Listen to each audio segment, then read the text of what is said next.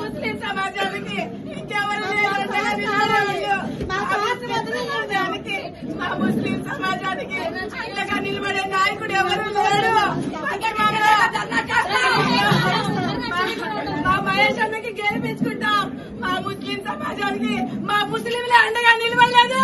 పోతున్న మహేష్ గారు అండగా నిలబడ్డారు. ఆయనకి టికెట్ ఇవ్వాలి, లేదా నేను ప్రాణం చేస్తా. మా మహేష్ అన్నకి టికెట్ ఇవ్వాలి. మేము రాత్రి అంతా లేదు, కూడు లేదు మాకు. కేటాయించాలని పశ్చిమ సీటు మనకి కేటాయించాలని పవన్ కళ్యాణ్ గారికి విజ్ఞప్తి చేస్తున్నాం. ఖచ్చితంగా కేటాయించాలి.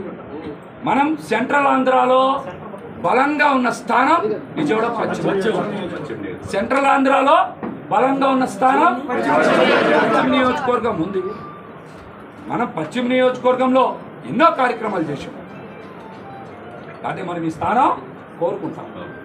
ఎన్నో ఇబ్బందులు ఫేస్ చేశాం, ఎన్నో కేసులు పెట్టించుకున్నాం, పోలీస్ స్టేషన్లు చుట్టూ తిరిగాం, ఇంట్రాగేషన్లో. ఏ రోజు కూడా మనం మన కోసం కాదు, పార్టీ కోసమే పనిచేసాం. పవన్ కళ్యాణ్ గారి కోసమే పనిచేసాం. మనకి పీక తెగిపోద్దని తెలిసిన రోజు కూడా ముద్రగడ పద్మనాభం గారు వరుస లేఖలు ఆపింది పశ్చిమ నియోజకవర్గం నుంచి. ముద్రగడ పద్మనాభం గారు లేఖలు రాయలేదు, పార్టీ మీద లేఖలు రాసినప్పుడు మనం ఆ రోజున ఏం చేశాం? నిలబడ్డాం కదా. పార్టీ తరఫున నిలబడ్డాం. మనం ఈ రోజున పవన్ కళ్యాణ్ గారి సిద్ధాంతాలు, పవన్ కళ్యాణ్ గారి ఆశయాల కోసమే పనిచేశాం.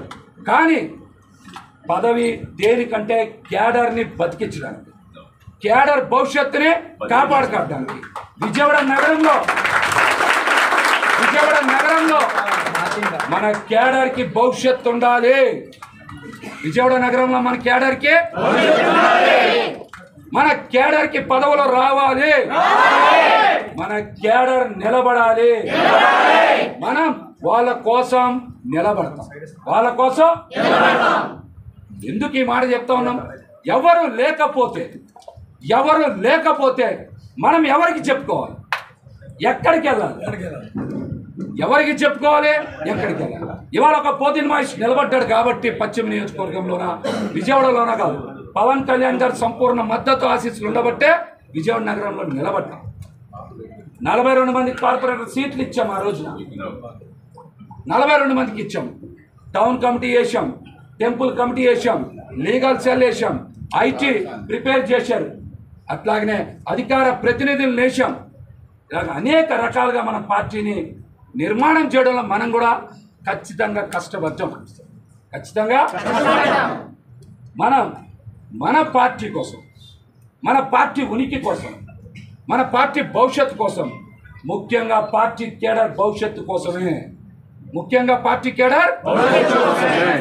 నేను మీకు ఎప్పుడు చెప్తా ఉన్నాను, నేను పదే చెప్పాను, నా కోసం నేను ఏ పని ఏ రోజు చేయలేదు. నా కోసం నేను ఏ పని చేసుకోవాలి.